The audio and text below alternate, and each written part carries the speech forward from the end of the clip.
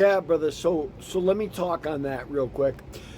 So there's a boxing magazine owner named Burt Randolph Sugar. He owned a boxing magazine called Boxing Illustrated, and it was back in the days when all the magazines were still black and white because it was a cost issue. And he would try to make some color pages and whatnot. And Burt had the fedora and the cigar all the time. In 2005, they inducted him into the Boxing Hall of Fame. You know, Burt Sugar never threw a punch. He never boxed at all in his life, right? Then there was Art Davies. Art Davies was a jiu-jitsu student of Rorion Gracie, right?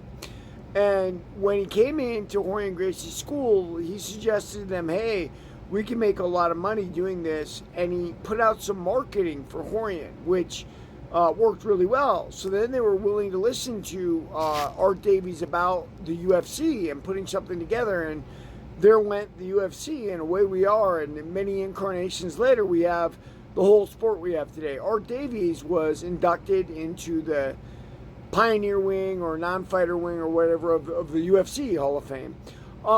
Jake Paul, I would give you at this point, has done enough for boxing in a lot of ways. Number one, he did a lot for female boxing, right? Like Amanda Serrano and Katie Taylor, we just had their third fight. I think that, that's been a heck of a trilogy. Ironic that one person's won and they've all been close fights, but that's the breaks. That's the fight game. What else has Jake Paul done? Jake Paul did something pretty incredible. He's not the first star to say, hey, I want to be a fighter, right? Mickey Rourke's done that. Mark Gastineau's done that.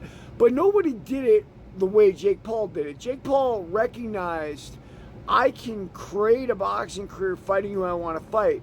Took it slow and used his star power to make himself an actual star in boxing. And not only make himself an actual star, make himself really good. Like, I often talk about Julio Cesar Chavez Jr.'s career, and he was very talented. His talent was very limited.